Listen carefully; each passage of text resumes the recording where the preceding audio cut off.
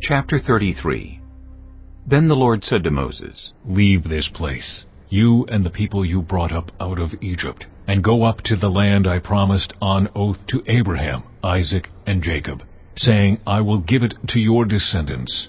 I will send an angel before you and drive out the Canaanites, Amorites, Hittites, Perizzites, Hivites, and Jebusites. Go up to the land flowing with milk and honey. But I will not go with you, because you are a stiff-necked people, and I might destroy you on the way." When the people heard these distressing words, they began to mourn, and no one put on any ornaments. For the Lord had said to Moses, "Tell the Israelites, you are a stiff-necked people.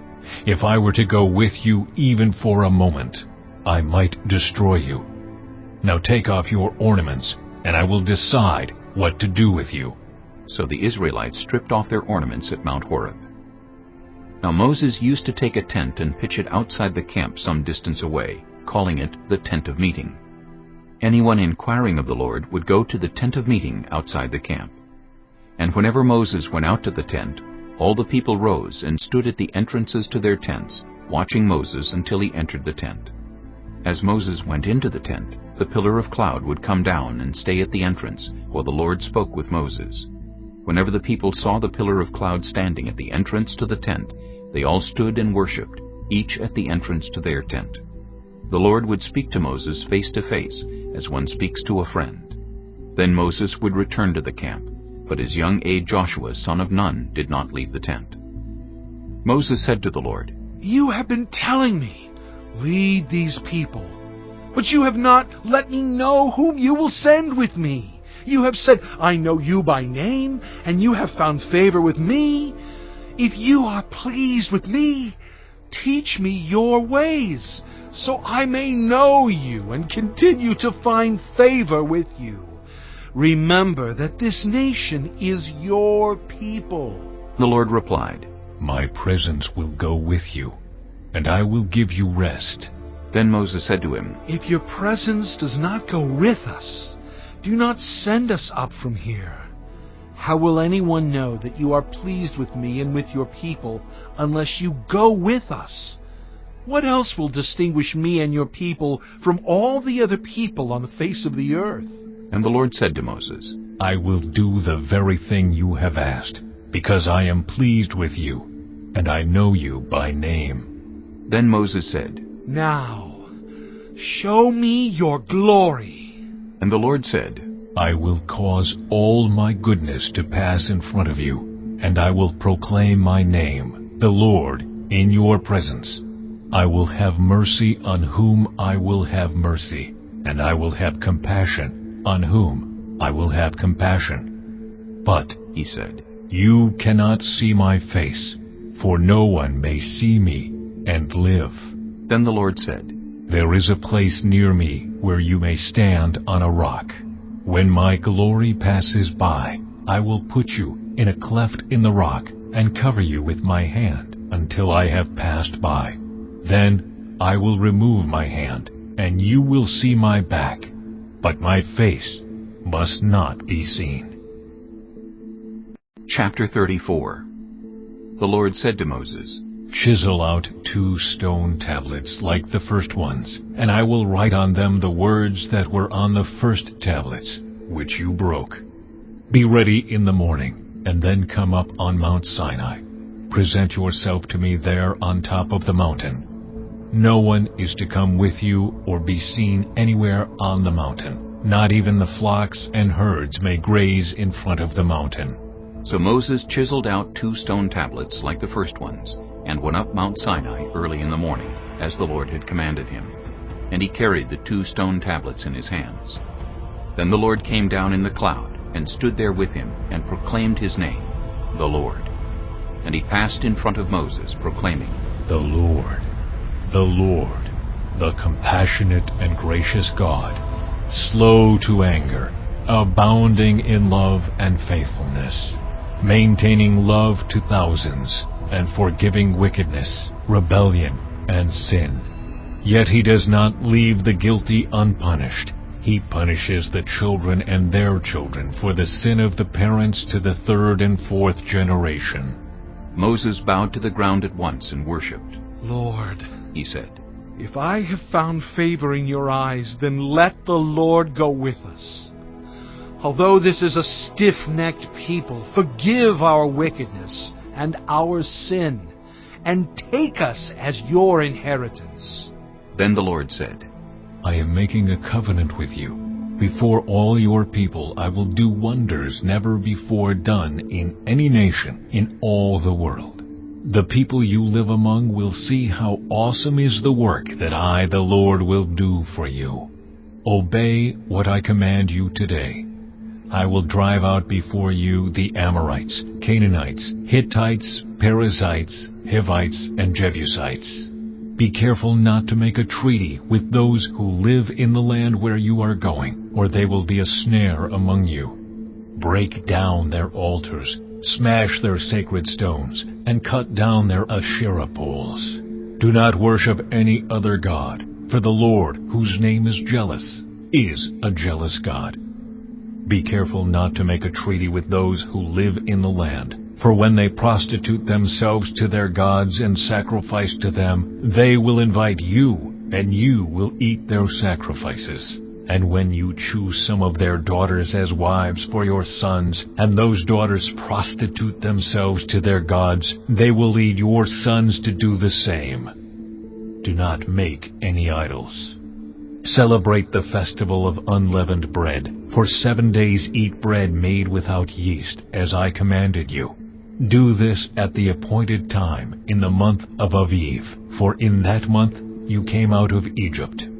The first offspring of every womb belongs to me, including all the firstborn males of your livestock, whether from herd or flock. Redeem the firstborn donkey with a lamb, but if you do not redeem it, break its neck. Redeem all your firstborn sons. No one is to appear before me empty-handed. 6 days you shall labor, but on the 7th day you shall rest. Even during the plowing season and harvest you must rest. Celebrate the festival of weeks with the first fruits of the wheat harvest, and the festival of ingathering at the turn of the year. 3 times a year all your men are to appear before the sovereign Lord, the God of Israel. I will drive out nations before you and enlarge your territory, and no one will covet your land when you go up 3 times each year to appear before the Lord your God. Do not offer the blood of a sacrifice to me along with anything containing yeast, and do not let any of the sacrifice from the Passover festival remain until morning. Bring the best of the firstfruits of your soil to the house of the Lord your God. Do not cook a young goat in its mother's milk. Then the Lord said to Moses, Write down these words, for in accordance with these words I have made a covenant with you and with Israel. Moses was there with the Lord 40 days and 40 nights, without eating bread or drinking water. And he wrote on the tablets the words of the covenant, the 10 Commandments. When Moses came down from Mount Sinai with the 2 tablets of the covenant law in his hands, he was not aware that his face was radiant, because he had spoken with the Lord.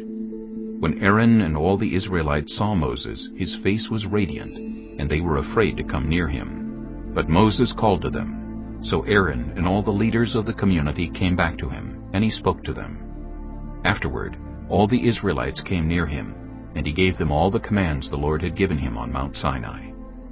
When Moses finished speaking to them, he put a veil over his face.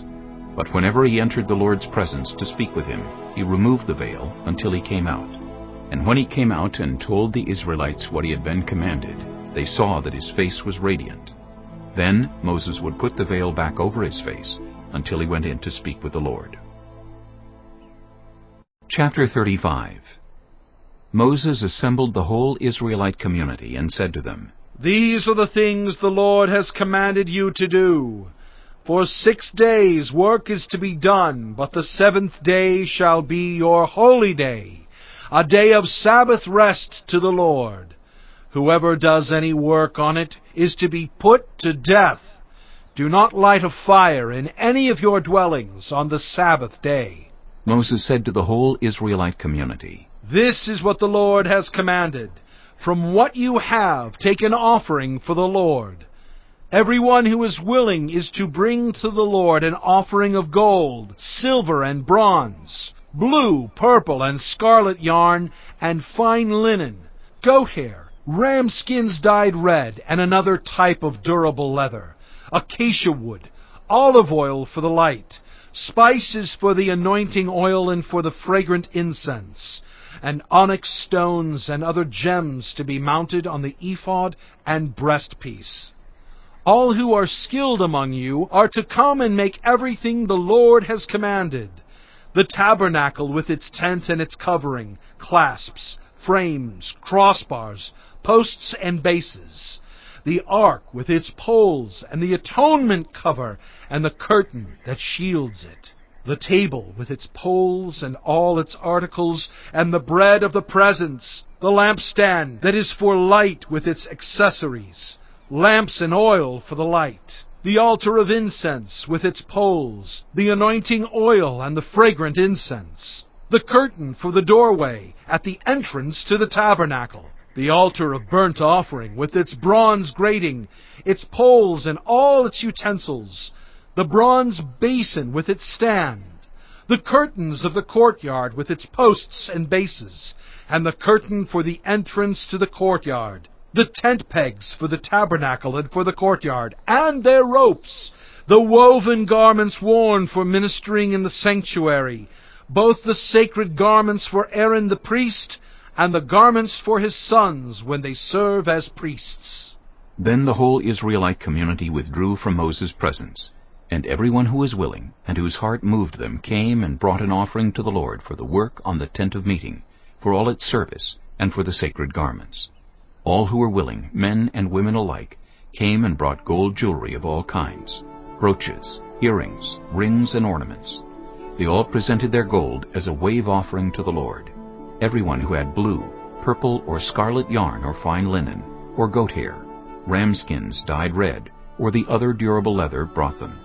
Those presenting an offering of silver or bronze brought it as an offering to the Lord, and everyone who had acacia wood for any part of the work brought it. Every skilled woman spun with her hands, and brought what she had spun, blue, purple, or scarlet yarn, or fine linen. And all the women who were willing and had the skill spun the goat hair. The leaders brought onyx stones and other gems to be mounted on the ephod and breastpiece. They also brought spices and olive oil for the light, and for the anointing oil, and for the fragrant incense. All the Israelite men and women who were willing brought to the Lord freewill offerings for all the work the Lord through Moses had commanded them to do.